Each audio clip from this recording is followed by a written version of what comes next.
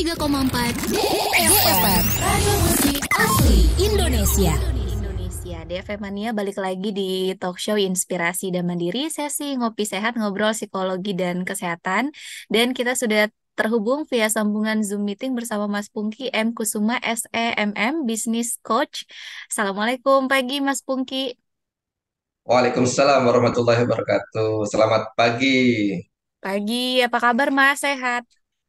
Alhamdulillah, alhamdulillah sehat luar biasa. Kak Nurul apa kabar? Alhamdulillah sehat juga nih. Alhamdulillah. Oke, ini kan tema kita bingung menjadi karyawan atau pengusaha. Ini mungkin bisa dijelaskan dulu nih, Mas. Yes. Pertama-tama, apa yang terbaik kira-kira kalau menurut Mas Pungki? Jadi karyawan aja, apa jadi pengusaha aja?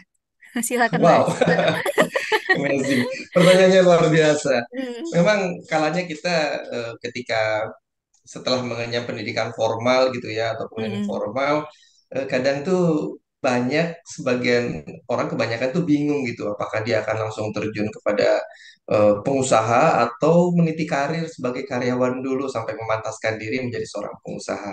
Nah, Mm. saya akan membahas dari psikologi kehidupan. Biasanya begini, rata-rata lazimnya orang itu mereka akan meniti setelah lulus kuliah atau sekolah ya secara formal mereka akan meniti karir terlebih dahulu. Contohnya seperti eh, TP Rahmat ya, ini contoh pengusaha sukses. Mm-mm. Sebelumnya beliau meniti karir dulu di Astra International Group.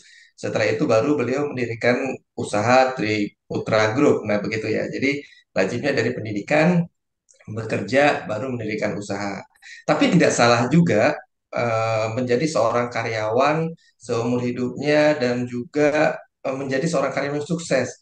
Contohnya seperti Pak Hendri Satriago, siapa yang tidak kenal dengan beliau ya, meniti karir dari awal sekali menjadi juru ketik di multinational company GE Electric ya, menjadi direktur di usia 41 tahun. Nah, ada juga pengusaha yang begitu lulus mengenyam pendidikan formal, lanjut langsung menjadi seorang entrepreneur gitu, seperti Bob Sadino. Nah, Mm. ini contoh-contoh profesi yang didirikan dari tiga macam, dari mulai jadi karyawan, lalu menjadi pengusaha. Ada juga yang jadi karyawan sampai dia sukses sampai dengan akhir hidupnya. Jadi ada juga yang membangun karir atau profesional karirnya dari start langsung jadi pengusaha. Jadi dua hal ini tidak bisa dipilah atau memilih, tapi balik lagi kepada passionnya dari seseorang. Mau kemana tujuan hidupnya untuk didedikasikan, apakah menjadi seorang karyawan atau menjadi seorang pengusaha gitu, Kak Nurul. Oke, Mas Pungki ini udah dikasih tahu contohnya yang sukses jadi karyawan, yang sukses jadi pengusaha, Yes, ada yang jadi karyawan dulu yes. terus jadi pengusaha. Wah, makin bingung nih, Mas. Itu tergantung Ya, sama kita sendiri. Nah, pertanyaannya gimana yes. cara kita menentukan tujuan hidup kita? Apakah kita mau ambil jalan yang pertama dan Hmm. jadi pengusaha langsung atau jadi karyawan dulu atau gimana, Mas? Cara Ya, menentukannya. balik lagi ketika kita mau menentukan tujuan hidup, saya selalu balik begini, ngasih tiga kata atau tiga kata kunci sakti nih biasanya kalau saya kasih ke beberapa kunci saya ya atau kepada Hmm. teman-teman saya di bawah saya untuk meneliti karirnya. Yang pasti dia harus bergerak dari passionnya. Passionnya mau kemana nih? Jangan sampai passionnya ini salah arah. Jadi passion ini kan yang menggairahkan atau yang membuat dia selalu termotivasi ketika menjalankan sesuatu gitu ya. Contohnya kalau dia memang sukanya mengajar, pasti dia kalau nggak jadi konsultan ya dia jadi pengajar, jadi pendidik gitu, karena passionnya Hmm. di situ. Mau senang, pasti senang di sana, gitu kan. Mau dibayar secara langsung besar atau kecil, tapi dia tetap happy gitu, karena ini passionnya dia. Bukan Iya. tentang nominal, tapi tentang kebahagiaan dia menjalankannya di mana. Gitu. Nah itu yang pertama. Yang kedua, kita harus memiliki skill di situ, memiliki expertise di situ. Jangan sampai ketika kita menjalankan passion ini kita tidak punya expertise di situ, tidak punya kemampuan, tidak punya skill di situ atau tidak punya knowledge gitu. Jadi ketika kita sudah punya passion ya expertise kita atau skill kita terus di develop dong supaya kita bisa ngimbangin passion kita dan kita mempunyai values yang baik gitu, mempunyai Hmm. nilai yang baik sehingga kita bisa dinilai layak, dinilai mempunyai nilai di luar sana jadi gitu ya. Yang ketiga, yang tidak kalah penting kita harus memiliki integritas. Integritas Hmm. ini Tidak lebih dari sekedar hanya komitmen, tetapi kita bersungguh-sungguh menjalankan apa yang sudah kita azamkan, apa yang sudah kita niatkan gitu. Nah, tujuan hidup itu harus clear, harus apa ya, harus step by step. Kita harus mengisi kekurangan kita menjadi kesempurnaan. Memang tidak harus sempurna dulu, tapi jalankan dulu sesuai dengan passion kita. Gitu kan Nurul, kurang lebihnya kalau kita mau Bayang-bayang. menentukan tujuannya mau kemana gitu. Mm-mm. Berarti kita harus tahu dulu nih kita expertnya di mana, kita punya pengetahuan di mana, terus kita happy-nya di mana buat kita nentuin apakah jadi karyawan atau jadi pengusaha. Terus juga nih Mas yang Yes. salah satu jadi pertimbangan kita ketika memilih jadi karyawan atau Mm-mm. pengusaha, pastinya kan kita lihat dulu nih kalau jadi karyawan itu untungnya apa sih? Maksudnya apa sih kelebihannya dari jadi pengusaha langsung? Mungkin bisa dikasih gambaran nih Mas kalau kita jadi pengusaha atau jadi karyawan sisi-sisi positifnya di mana? Silakan, Mas. Oke, kalau jadi karyawan, saya selalu bilang begini, ketika kita jadi karyawan atau kalau pengusaha kita pasti harus ada legacy yang kita berikan Mhm. setelah kita nanti generasi berikutnya. Karyawan pun begitu, kita harus ada legacy yang kita turunkan kepada the next generation kita gitu, bawahan kita atau siapapun yang menggantikan kita di posisi itu. Itu yang paling penting. Yang kedua, ketika kita jadi karyawan, pastikan apa yang kita sudah ditentukan oleh perusahaan itu harus kita capai gitu ya. Jangan sampai apa yang sudah ditentukan oleh perusahaan diabaikan begitu saja ya, pasti jadi tidak menjadi karyawan yang tidak sukses dibilang itu gitu ya. Mm-mm. Keuntungan menjadi karyawan selain kita sudah pasti mendapatkan pekerjaan setiap bulan, ya kita sudah ada zona nyaman, juga sudah ada kepastian pekerjaan yang sudah clear. Sementara pengusaha belum tentu nih pendapatan yang kita peroleh bulan ini dengan bulan depan itu sama gitu, karena fluktuatifnya namanya juga entrepreneur ya, kita harus kreatif, harus mencari celah, harus mencari opportunity apa yang bisa kita dapat di luar sana untuk menjadi revenue di perusahaan kita. Itu sih Mhm. kan Nurul. Oke, masing-masing ada kelemahan, ada kelebihannya ya, Mas ya. Yes, Oke. betul. Misalnya begini, saya sudah memutuskan nih, setelah lulus kuliah saya jadi karyawan dulu nih, Mas Pungki. Lumayan baru ngumpulin Yes. modal, siapa tahu nanti kali-kali jadi entrepreneur gitu kan. Apa sih Amin. ciri-ciri Ya. orang yang ternyata cocok menjadi karyawan? Ya, Silakan, Mas.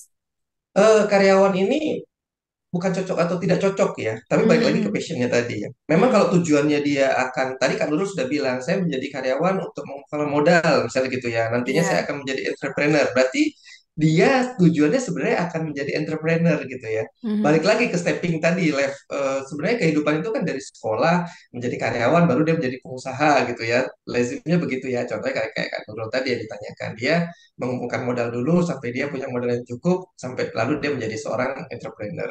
Nah, ini menjadi garis bawah yang cukup penting saya tebalkan di sini, modal. Nah, sebenarnya jadi pengusaha itu bukan tentang modal saja, tetapi tentang mentality kita. Nah, Mhm. ketika kita menjadi karyawan, apakah kita sudah siap? Apakah kita sudah mempelajari nih apa yang ada di perusahaan?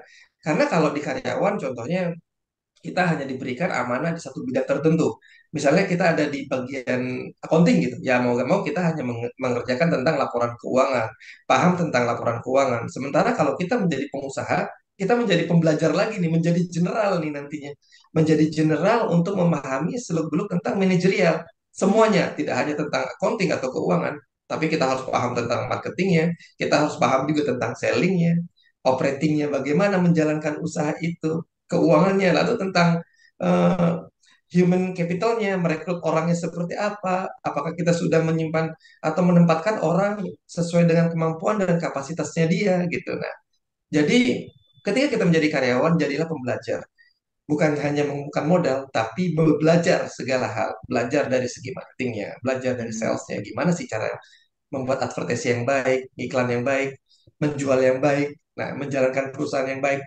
Nah, begitulah untuk mempersiapkan kita, mental kita, sampai kita benar-benar ready untuk menjadi seorang entrepreneur. Gitu kan, Nurul? Oke, Mas Pungki, in case-nya nih di Nah, dunia, di real life-nya, zaman sekarang itu kan semakin susah mencari pekerjaan yang cocok dengan keinginan kita. Sementara kita sendiri setelah lulus sudah memutuskan untuk menjadi karyawan. Nah, itu gimana kita yes. menyikapinya? Ya, idealnya sebenarnya kalau kita menjadi karyawan sesuai dengan bidang pendidikan kita gitu ya, Mm-mm, sesuai mm-mm, dengan knowledge kita gitu.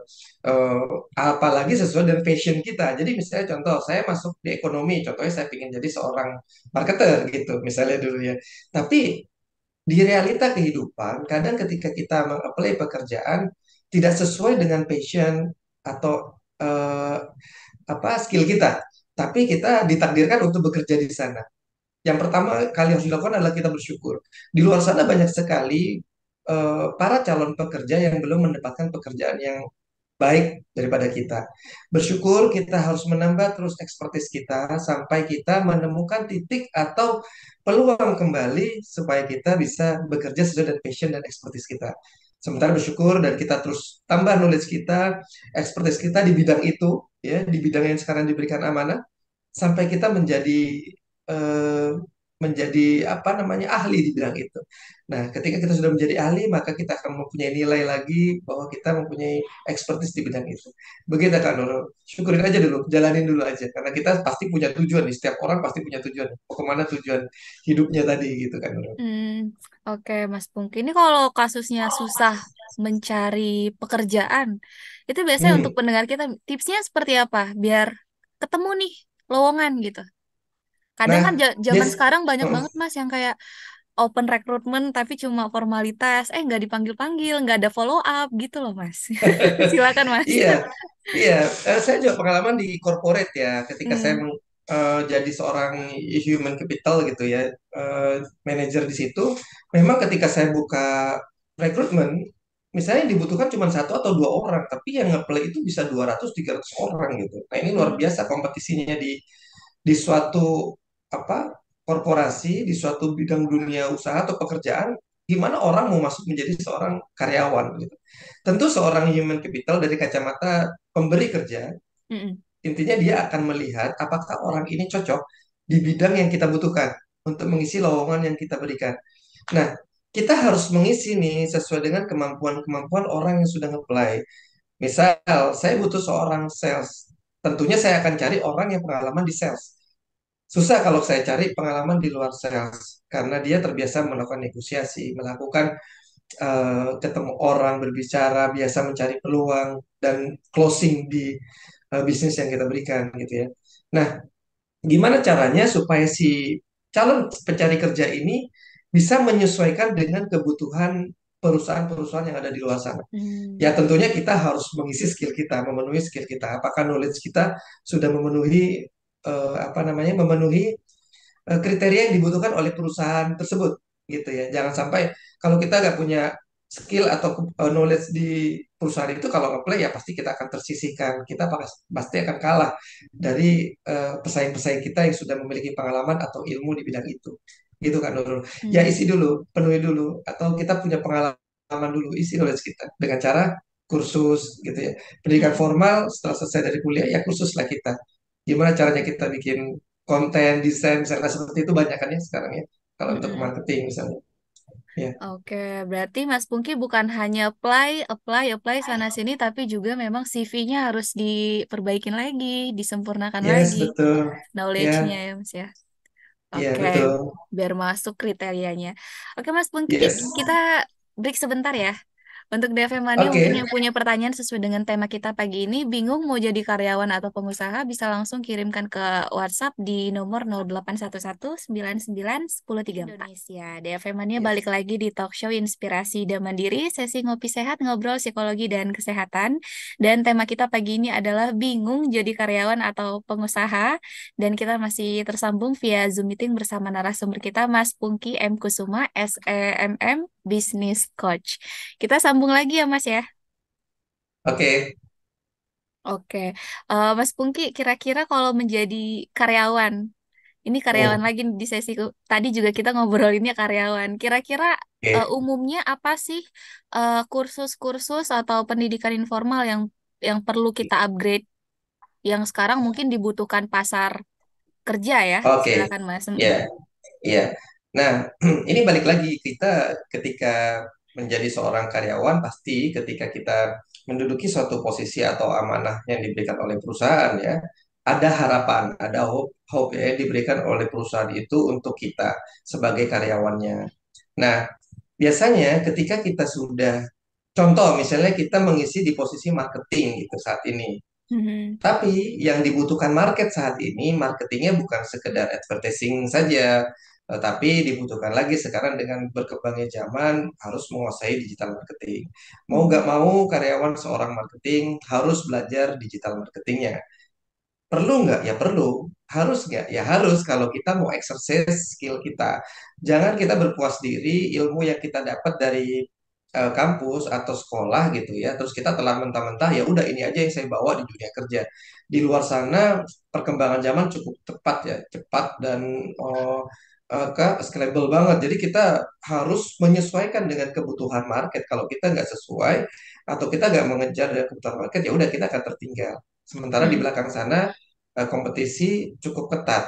Nah, pesaing-pesaing kita akan terus nambah knowledge-nya tuh. Lama-lama kita akan terdegradasi atau kita akan terhempaskan tuh dari persaingan dunia pekerjaan tuh ya gak pakai lagi Mm-mm. deh ilmu gua. Kadang-kadang gitu ya orang yang baper sendiri gitu. Iya ya. Padahal dianya yang nggak mau apa mengeksersis ilmunya sampai dia benar-benar sesuai dengan yang dibutuhkan oleh perusahaannya saat ini dia bekerja gitu sih Kak Nurul. Mm-mm. Berarti memang sepenting itu pelatihan skill kursus dengan yang sesuai keinginan pasar gitu ya Mas ya. Iya dong, penting banget. Kalau enggak ya Mm-mm. kita akan ketinggalan zaman. Dan, jadi Mm-mm. sementara di luar sana zamannya sudah berubah. Contoh kayak sekarang lagi nih, sales sekarang yang B2C-nya bisnis to customer-nya ya, tidak Mm-mm. harus menjual offline kan, tapi juga sudah ada mulai e-commerce, ada TikTok Shopee, ada Shopee, ada apa namanya Tokopedia. Jadi mau nggak mau kita harus belajar di sana gitu. Gitu, harus bisa jualan di sana juga gitu. Intinya harus Gitu sih. mengupgrade skillnya. Yes, Oke, upgrade skill Mas. dong. Kalau dari tadi kita udah ngomongin soal karyawan, nih kita ngomongin soal pengusaha. Nih kali-kali ada pendengar kita yang pengen, ya udahlah jadi pengusaha aja gitu nih, modal ada, gitu Oke. kan ya. Terus juga Nah, eh kesana kemari ngelamar, nggak dipanggil-panggil, ya udah jadi pengusaha aja. Nah, kalau jadi pengusaha pasti mikirnya untung, rugi, bangkrut nah, atau ditipu orang. Nah, itu biasanya eh, yang umum di masyarakat awam. Gimana cara yes. mengubah mindset yang seperti itu, Mas? Biar optimis terus. Ya, ya resiko pengusaha sudah cuman ada dua ya resiko pengusaha itu ya. Hmm. Kalau nggak sukses ya gagal, itu aja kan. Nah, tapi gimana caranya supaya kita tidak gagal? Nah, itu kan yang kita harus belajar gitu. Belajar dari kegagalan orang, belajar dari literasi-literasi yang kita baca, pengalaman-pengalaman orang supaya kita tidak menjadi seorang pebisnis yang gagal. Tapi gagal itu adalah sekolahnya pengusaha. Jadi kita nggak boleh nih ketika gagal kita langsung berhenti jadi pengusaha. Nah, makanya di pengusaha itu modal pertama dari seorang pengusaha itu bukan tentang uang, tapi tentang mentalnya, tentang kesiapan dia untuk menjalankan usahanya. Kenapa tadi saya bilang tiga kata sakti yang saya sebutkan di awal, yaitu passionnya harus sesuai. Karena ini passion udah energi paling besar yang harus dimiliki oleh seorang pengusaha ataupun karyawan. Ketika dia sudah memiliki passion yang kuat, ya udah dia akan jalan terus tuh let's go aja. Jadi dia akan menjalankan sesuai dengan apa yang dia suka kan, apa yang dia senang kan. Mau gagal ya dia anggap ya udah ini pembelajaran, bukan berhenti di sini saja gitu. Nah, yang kedua ya tadi saya ulang lagi harus memiliki skill. Nah, kalau kita Mhm. sudah memiliki skillnya ya terus kita rubah tuh knowledge kita upgrade terus knowledge kita supaya kita menjadi seorang yang mampu dan capable untuk menjalankan bisnis itu. Nah, yang pasti integritasnya tadi ya. Nah, kadang ketika kita mau memutuskan menjadi seorang pengusaha, kita hanya sekedar ikut-ikutan aja nih, ikut-ikutan orang. Oh, menarik Mm-mm. ya jualan jualan mobil bekas ya, misalnya gitu ya. Tapi dia nggak punya knowledge tentang otomotif gitu. Nah, buat apa? Pasti sudah kegagalan nih di depan nih yang sudah kita rencanakan nih. Jadi kita ketika menjadi seorang pengusaha, selain mental tadi ya rencanakan mau usaha apa dengan matang gitu ya. Hitung kalkulasi dengan baik, bagaimana strateginya baru jalanin gitu. Jangan cuma Mm. sekedar merencanakan tapi nggak jalan-jalan ya buat apa gitu juga ya. Gitu Wacana sih itu. Kak Nurul.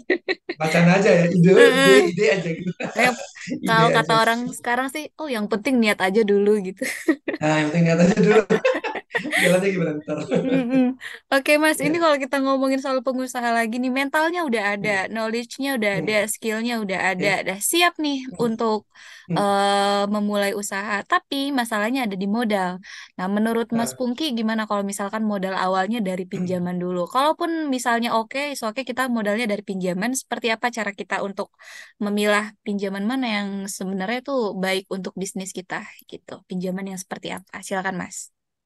Good. Ini pertanyaan Ketika kita menjadi seorang pengusaha, sudah punya kalkulasi yang matang, kita sudah punya strategi, kita sudah punya knowledge, kita sudah punya pengalaman di sana, Hmm, passionnya juga di sana, tinggal masalah uang, uang dan uang gitu ya. Dari mana nih modalnya? Nah, iya. modal ini banyak yang kita bisa dapat ya. Salah satunya kita bisa mencari founder sebagai eh, founder investor gitu ya.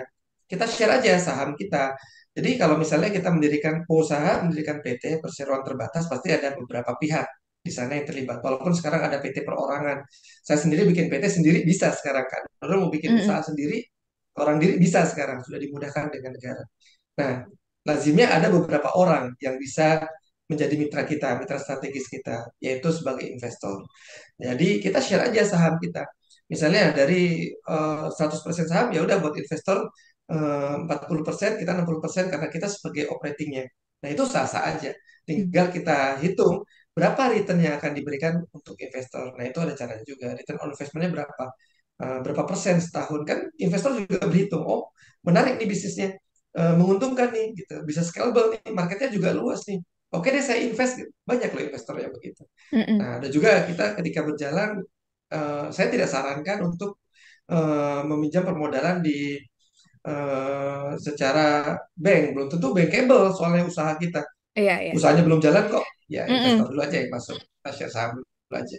Gitu sih kan dulu. Oke, berarti salah satu solusinya tadi cari investor buat share saham ya, Mas Pungki ya.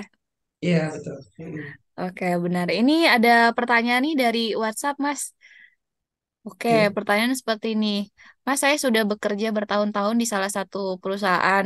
Apa karena tidak perform atau seperti apa, tapi tidak pernah naik pangkat atau naik jabatan? Apakah apa tandanya kalau saya memang harus jadi pengusaha aja? Oh, berarti dalam tanda kutip resign aja gitu. Silakan, Bisa Mas. saja. Heeh. Ini pertanyaannya eh, melihat, jadi saya balik bertanya kepada penanya nih sebenarnya, Hmm. apakah si penanya ini depresi sehingga dia terdemotivasi gitu ya, jadi oh yaudahlah saya gak naik, gue gak naik naik pangkat nih sudah 10 tahun kerja misalnya, tapi gue gini-gini aja, yaudah gue jadi entrepreneur aja deh. Hello, ingat ya, entrepreneur itu bukan hanya di satu bidang, tapi pengusaha itu ada banyak bidang yang harus dipahami. Jadi mulai dari marketingnya tadi, salesnya tadi, operatingnya tadi gitu ya, Hmm. finansialnya, modalnya dari mana, salah satu kendalanya tadi kan harus sudah tanya. Terus gimana nanti ngerekrut karyawan dengan baik? Nah ini kan jadi kendala juga kalau kita nggak paham bisa. Balik lagi, apakah benar ketika sudah lama menjadi seorang karyawan dan pangkatnya tidak naik-naik, jangan-jangan yang bermasalah adalah diri kita nih. Hmm. Jangan-jangan ekspektasi dari perusahaan tidak sesuai kepada diri kita nih, gitu. Jadi apa perlu yang mengaca lagi gitu ya? Key performance indicator atau indikator-indikator kesuksesan kan punya penilaian tuh perusahaan terhadap karyawan. Sudah mencapai target yang diinginkan nggak dari perusahaan yang diberikan? Misalnya eh, kamu ditunjuk untuk menjadi seorang sales. Ternyata menjadi seorang sales kan ada target. Ternyata jadi targetnya nggak tercapai nih. Kenapa? Jadi tanda tanya kan, gitu ya. Hmm. Indikatornya kalau tidak tercapai, berarti yuk kita introspeksi dulu dalam diri kita. Nah, jangan-jangan kita yang bermasalah. Kalau kita bermasalah, ya eksersis diri kita dengan knowledge-knowledge baru. Tambah pengetahuan kita di luar sana, banyak kok yang memberikan pelatihan-pelatihan gratis, pelatihan berbayar juga ada gitu ya.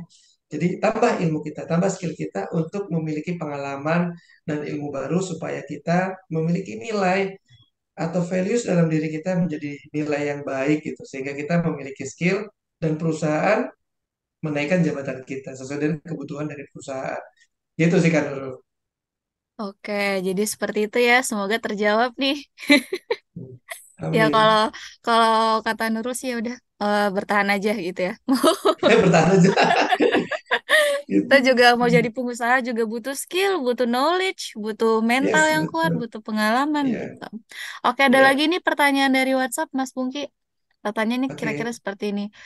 Pagi Mas, saya ini seorang fresh graduate, baru saja lulus Oke. kuliah dan kebetulan saat ini sedang buka dari pemerintah lowongan untuk CPNS dan P3K. Tapi secara saya masih fresh graduate, belum punya pengalaman pekerjaan. Gimana caranya biar saya optimis bisa masuk di sana? Silakan Mas. Hmm. Alhamdulillah. Amin. Semoga masuk ya di CPNS-nya ya. Tapi dia begini. wah apalagi CPNS nih, puluhan ribu bahkan jutaan orang kali yang melamar untuk Hmm. posisi itu ya, CPNS luar biasa nih. Gitu. Jadi ketika kita ingin mengapply sebagai seorang eh, pegawai negeri sipil, ya tentunya kita harus paham betul nih dengan norma-norma yang ada di negara kita, apalagi kita sebagai PNS ya, seperti apa tuh sebagai abdi negara nih gitu. Ya pastikan aja kita sesuai dengan apa yang dibutuhkan oleh lowongan atau pekerjaan yang ada di eh, lowongan pekerjaannya sudah disebar di media sosial atau media massa itu ya. Sesuai nggak karakter kita? Sesuai nggak ilmu-ilmu kita? Kalau kita ilmunya di bidang ekonomi, ya mungkin masuk aja di bidang pembangunan pemerintahannya gitu. Mhm. Sesuaikan aja. Ya kita berdoa juga semoga kita cocok untuk bisa masuk ke sana dan ada peluang untuk bisa masuk ke sana. Cuman pesan saya ketika kita sudah masuk di pemerintahan, ya kita dedikasikan diri kita untuk negara ini dengan baik. Jangan sampai tujuannya yang macam-macam gitu ya. Jadi PNS enak, datang jam 9, datang jam 10 digajinya sama dengan yang lain. Nah, jangan ada mentalitas seperti gitu kan. Nurul. Jadi kita harus memberikan yang terbaik supaya balik lagi ketika ada opportunity eh, kenaikan jabatan, kita menjadi salah satu orang yang dicalonkan untuk naik jabatan nantinya. Gitu sih Hmm. kan. Nurul. Dapat promosi jabatan. Promosi jabatan. Iya Oke, dong. ini kita nggak terasa udah di akhir segmen nih, Mas Pungki. Mungkin Oke. sebelum kita akhirin, kita mau minta tips-tips positif tentang tema kita pagi ini. Bingung jadi karyawan atau pengusaha untuk masyarakat, khususnya pendengar kita yang masih ini, yang saat ini masih bingung nih mau jadi pengusaha atau Oh, senior karyawan. saya. Silakan, Mas. Oke, DFM Mania, sahabat pendengar DFM Mania. Jadi begini, apapun profesimu ya Kak Nurul ya, Mhm. jika ingin sukses kerjakan itu dengan sungguh-sungguh. Nah, ada 4 nih biasanya kalau saya berikan. Yang pertama, saya sungguh-sungguh kerjakan dengan doa. Berdoalah kita supaya kita menjadi pribadi yang amanah, pribadi yang memiliki integritas yang kuat gitu ya, untuk menjalankan amanah yang diberikan kepada kita, baik itu sebagai karyawan ataupun sebagai pengusaha. Yang kedua, berikan usaha terbaik. Jadi jangan cuma setengah-setengah. Jadi kita mau jadi pengusaha ya pengusaha begini aja deh. Kita nggak mau scale up. Kita berjalan segini aja sudah hidup kok. Tapi jangan lupa mimpi seorang pengusahanya apa. Tujuan hidupnya tadi apa? Apakah kita bermanfaat buat banyak orang? Ya ketika kita memiliki usaha yang terbaik, tentunya kita bermanfaat buat banyak orang, memberikan pendapatan buat orang lain gitu ya. Kalau kita menjadi karyawan, kita menghidupi perusahaan itu dengan baik gitu kan ya. Memberikan nilai kita yang terbaik buat perusahaan di mana tempat kita bekerja. Yang ketiga, kita harus ikhlas menjalankannya. Jangan kita menjalankannya itu karena pamrih. Wah, pengen dilihat atasan, pengen dilihat orang hebat gitu. Buat apa? Gak ada guna gitu. Karena kita kalau ikhlas ya selain kita dapat uang, tentunya kita dapat pahala. Nah, di situ ya. Yang keempat, tawakal, serahkan semuanya kepada Tuhan, serahkan kepada Allah. Ketika kita sudah berusaha dengan baik, ketika kita sudah memanjatkan doa dengan baik, dan kita ikhlas menjalankannya, libatkan Allah, libatkan Tuhan dengan segala aktivitas yang akan kita lakukan. Maka bantuannya itu selalu tidak terduga. Maka kita akan selalu dimudahkan dengan segala urusan kita. Jadi doa, usaha terbaik, ikhlas, dan tawakal. Insya Allah kita akan sukses dimanapun kita berada, profesi apapun yang kita miliki. Mau jadi seorang karyawan, kita akan menjadi karyawan yang sukses. Menjadi seorang pengusaha, kita menjadi pengusaha yang sukses. Itu sih Kak Nurul. Terima kasih banyak. Baik, terima kasih banyak Mas Pungki juga yang bisa Nurul kutip dari pembahasan kita pagi ini.